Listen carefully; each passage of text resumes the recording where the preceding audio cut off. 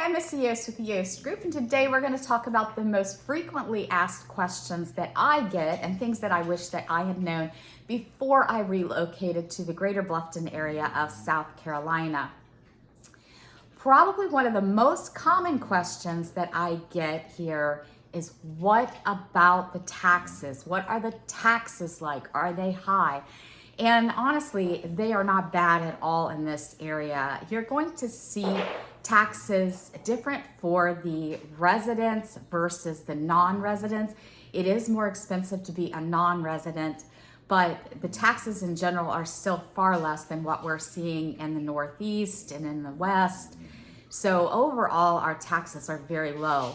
To purchase a new home in, say, Margaritaville or the Jasper County area of Sun City, you're talking about, to be an owner-occupant, 1% of that purchase price. So say you spend $400,000 for the home, then your taxes are going to be about $4,000 a year. Now, as a non-owner occupant, your taxes go way up. So people will say, well, I'm thinking about getting a second home in that area.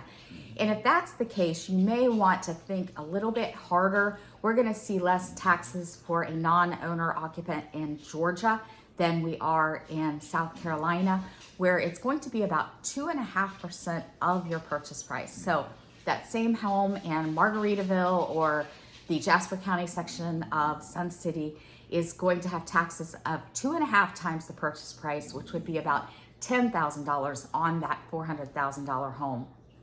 In Georgia, your taxes are a little bit higher for the owner occupant and a little bit less for the non-owner occupant. So if you're interested in Georgia, we can definitely give you more information about that too. Other than taxes, we get asked a lot about the traffic. Is the traffic bad? I've heard the traffic is a nightmare. Traffic isn't a nightmare. We are a smaller town, so yes, we do see congestion during rush hours, during tourist season, during turnovers, but for the most part, we can use back roads to get around it, so we're not stuck in the middle of it. And we also try our best to avoid those major congestion times. If you compare our traffic to like New York, New Jersey, any place that has like a major metropolitan area that sees a lot of traffic, you're not going to see anything like that here. We basically have a 4-lane road in the Hilton Head area that goes, 2 lanes in, 2 lanes out on 278 all the way down and back. Yes, that gets congested. If you're back on Bluffton Parkway, sometimes that will get a little bit more congested during the rush hours because a lot of people will go back and take that. But basically you have several road choices, so you can avoid the traffic or the majority of the traffic if you just do a little bit of planning. So traffic is really not that big of a deal.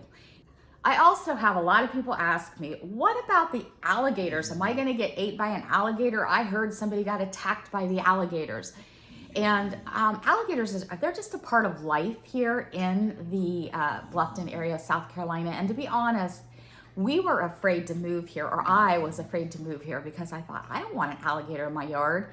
I have an alligator in my yard a lot now because I live right on a lagoon.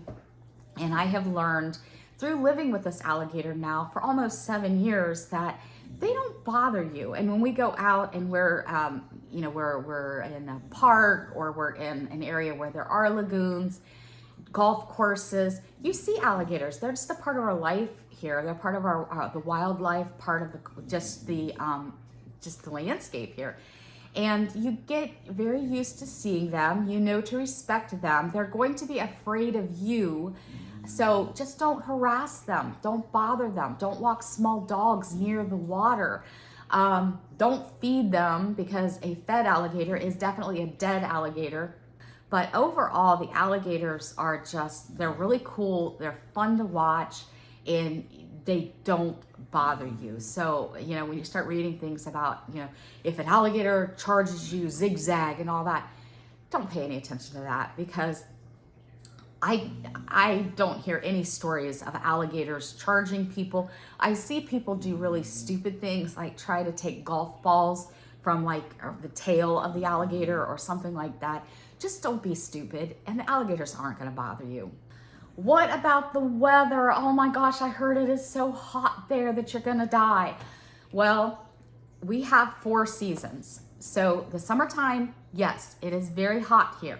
July and August is usually the seasons that most of the residents stay indoors because it is very, very hot and humid.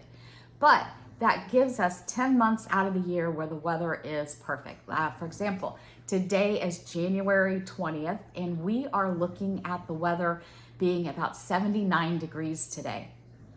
In the January time, our average highs are about 65 and our lows are like 45. So the weather is perfect. It's perfect here September all the way through to usually June, and then you start seeing the temperatures start going back up. But that's when the tourists are in town. So as a local, we don't come out anyway. Just kidding about that. But seriously, the weather is perfect. We have 4 seasons. Winter will last about 6 weeks. Our springs and our falls are absolutely beautiful. Yes, we do see leaves change colors. They do change a little bit later in the season because it is a little bit warmer here. And then, we'll go into winter where there'll be days that will be under 30, but they're very far and few between, and the cold temperatures are out of here by February, and we start seeing the azaleas in bloom and springing in the south. Okay, so I live there. What is there for me to do now? I think the better question is, what is there not to do? You have, most of the communities are, they have clubs, they have amenities, they have get-togethers. There's plenty of things to do in your local community where you can get to know your neighbors better and participate in a lot of the activities.